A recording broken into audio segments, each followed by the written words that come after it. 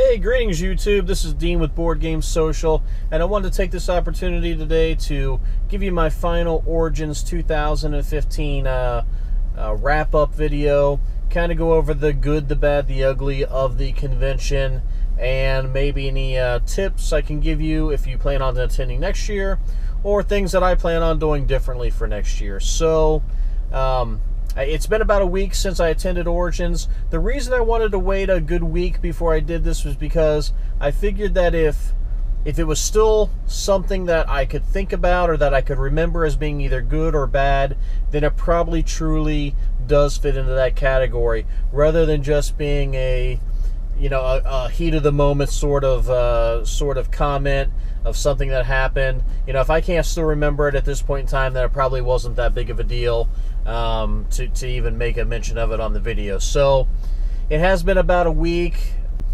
All right, so jumping right into to Origins, I'm going to go over the cons first, just because I like to end on a positive note. So, what were some of the negatives of the convention? Well, first off, I would say that the silent auction. The silent auction was kind of disappointing. I like auctions. I get a lot of my games through auctions. But this silent auction really didn't have a whole lot to offer. There weren't a bunch of games that were even interesting. And as I said in one of my other videos, some of the starting bids, they must have thought that they were doing a retail business, because some of the starting bids were just ridiculous. And I don't know how it ended up going. I only put a bid in on 2 items, and I never went back and even looked at them to see if I won, because I just assumed I didn't, because that's generally my luck on it. But so silent auction wasn't anything special. As far as the next negative, I would say, is that if you go to a convention like this, there weren't a whole lot of great deals to get as far as directly from the publishers. Yeah, there were some coupons in the coupon books, and Mr. B had a special where if you bought the base game, you got the expansion. All right. Now, there were a few retailers there. Cool Stuff Inc. was there. There was another retailer that was there, and they had decent pricing on their games, but they weren't new games. So if you were looking for older releases, you could get a decent deal on them. But if you were looking for anything new or directly from the publishers, you weren't going to get any great deals on that, which I put it as a negative for most convention goers.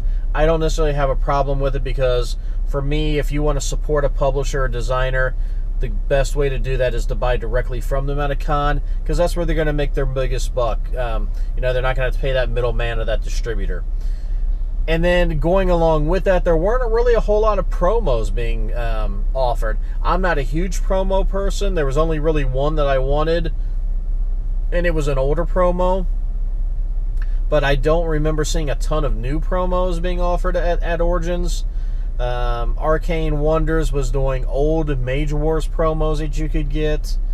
There were, I want to say, there was 1 or 2 promos that you got if you ordered the game or bought the game, but there weren't a whole lot of just promos being passed out, if you're into that promo sort of thing. Maybe there were some I just didn't see. Again, I'm not a huge promo person, so I didn't actively go out seeking a lot of them. If you were a miniatures gamer, whether it's fantasy or sci-fi or historical, Origins, their miniature presence is not very big. It has actually gotten smaller over the years. It's still there. It's still in the back part of the convention hall, and they still have decent crowds. But it's definitely not a convention that, if you're a miniatures gamer, especially a historical miniatures gamer, Origins is usually not real high on your list of a convention to go to. You're much better going to some of the historical miniature gaming society conventions that they offer throughout the year. The other another negative would be if you're going to go to a convention and you're looking for a convention that is a big spectacle of a convention with stuff going on and big media events and big celebrities and news releases of upcoming games, or even just major releases of new games, Origins is not your con. that's just not what it's designed to be. Origins is a very it's a very nice gaming con. Yes, there are exhibitors there, but if you're into the whole, I just want to be part of the thrill of things, like a Comic-Con or a Gen Con, then the Origins is not for you. I put it as a negative only because for some people that's very important, and for others it's not. So it could be a con or it could be a pro for some people, but for a lot of people it's just not. It's something that they look for, but Origins will not provide that for you. And then finally, the biggest negative, and this is one that I heard not only from gamers, but from publishers as well, especially publishers that were putting on events, was the organization for scheduled events. They have their big program guide. You could sign up for scheduled games.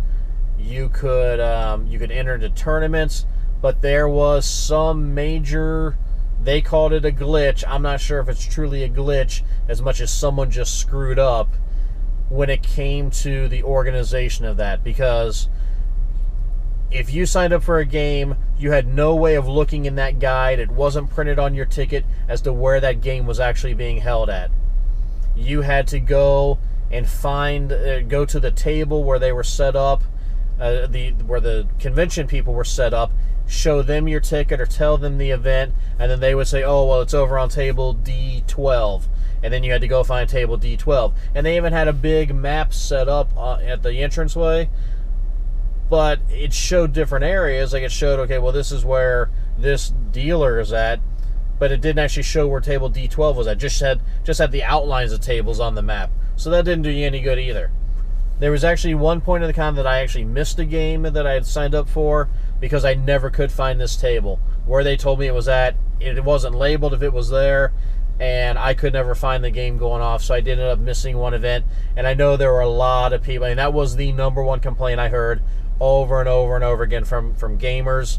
And there was even a publisher, I think it was Cryptozoic, who was complaining because they had actually, their tournament, their DC deck building tournament, was a 24-player event, and the book said it was only for 4 people. And so they said it wasn't until they actually got the word of mouth out to people that were interested in playing that they even had more than a few people show up to their space. And they had a pretty big space, and that was their complaint. They rented us this thousands of dollars worth of floor space, but yet they screwed it up so bad in the program guide that they rarely had enough people there to even get to have the event go off. So again, that was probably the biggest negative of the convention. So, the positives of the convention. And I would like to stress the positive because overall it was a great time. It was a great convention.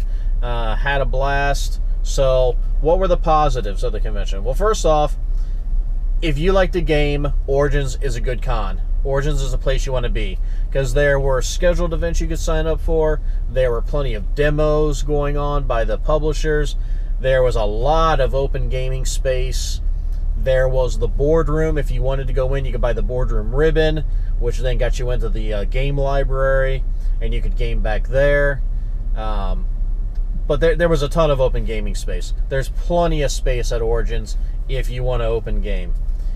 So gaming, if you like the game, it's a great con for you.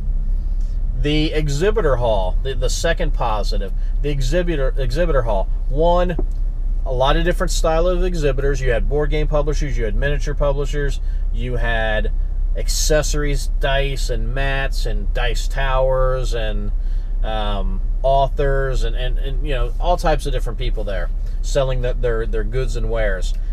But one of the best things about the exhibitor hall was it was just so spacious. Big open aisles.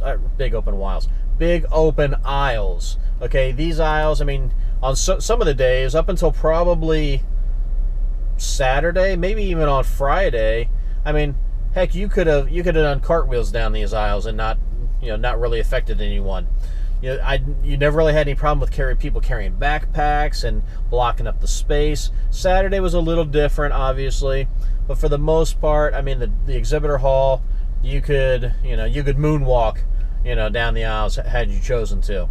So big open space, nice wide aisles, no real rush, Friday morning, the first day of the exhibitor hall, no, Thursday morning, the first day of the exhibitor hall being open, it was, I don't know, there might have been 100 people standing outside the doors trying to get in, and there was a mad rush to the Stronghold booth to get Dark Moon and Lagrange.